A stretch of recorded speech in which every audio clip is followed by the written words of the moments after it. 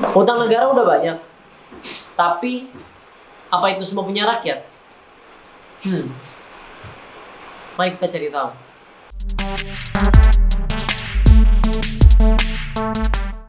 Utang negara Indonesia saat ini ada 5,1 triliun. Dan itu angka yang nggak sedikit, Pak. Itu angka yang banyak. Tapi permasalahan di sini adalah, apakah semua utang negara itu harus tanggung sama rakyat? Oleh karena itu, kita harus paham, ada yang namanya bahasa odious debt. Atau dalam bahasa Indonesia itu disebut dengan utang najis. Apa sih sebenarnya itu? Jadi kalau dalam bahasa lainnya, siapa yang utang, siapa yang bayar.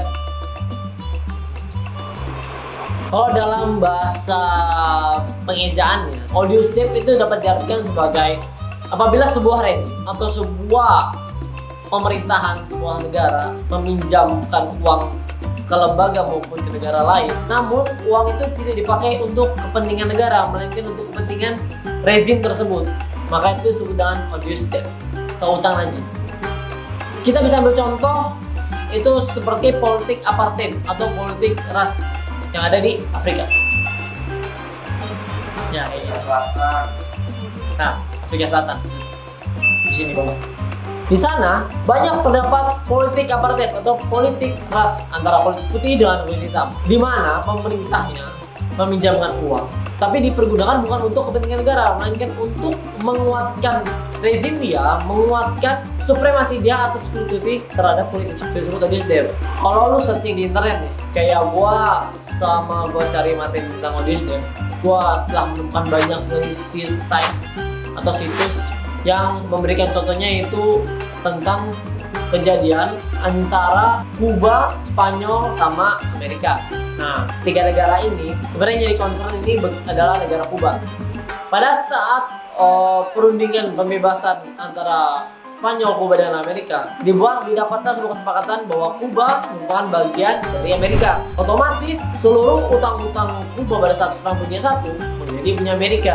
Tapi Amerika otomatis nggak terima dong, udah dapat negara, tapi juga dapat sama utang-utangnya.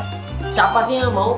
Ya misalnya lu punya pacar, nah otomatis dia punya pacar, dia punya utang pacar lu jadi punya lu.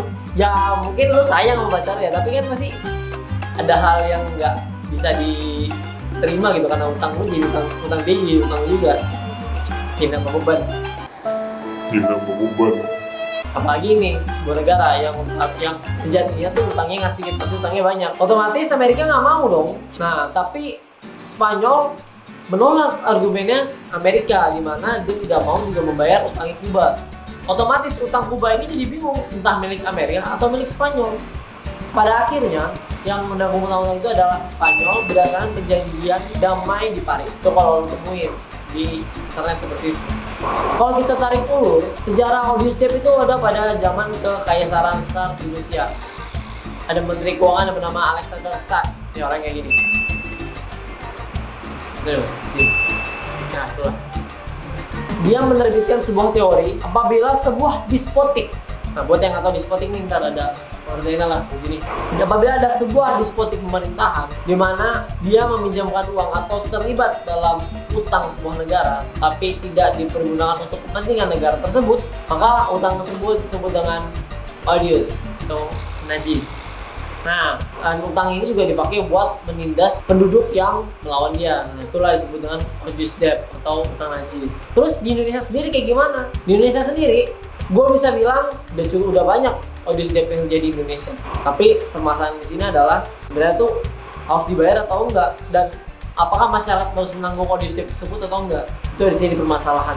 Karena sejatinya odious debt itu adalah utang negara. Tapi bagaimana cara negara itu mengelolanya tergantung pada bagaimana pemerintahannya. Apabila pemerintahannya bagus, maka tidak akan terjadi namanya odious debt. Dan gua rasa di Indonesia untuk saat ini kayaknya udah nggak ada odious debt karena banyak faktor ya. Atau negara tersebut punya konflik internal. Contohnya kayak tadi gue bilang, apartheid lah, beda ras. Nah, itu bisa jadikan bahan untuk odious debt. Tapi selama kita memegang teguh Pancasila, ini dasar nih. Pancasila, dan kita percaya sama apa yang diberikan oleh pemerintah, kita tahu kalau pemerintah nggak mungkin ngejelumusin masyarakat ya. tentu audio slip bakal ada. Toh, as long as kita masih bisa hidup bernegara dan hidup rukun, kita harus percaya masyarakat kita kuat.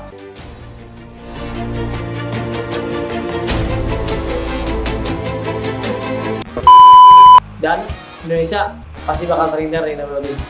Oke, sekian. Gue rasa gue udah cukup panjang lebar. Kalau misalnya ada penjelasan gue yang kurang jelas, bisa komen di bawah. Atau misalnya ada yang salah atau ada yang mau lu benerin, lu bisa komen di bawah.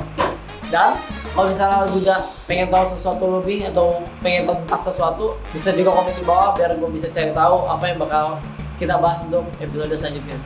Overall, thank you. Don't forget to like, comment, and subscribe. Susmawan sama Susmawan. Sampai jumpa di episode selanjutnya.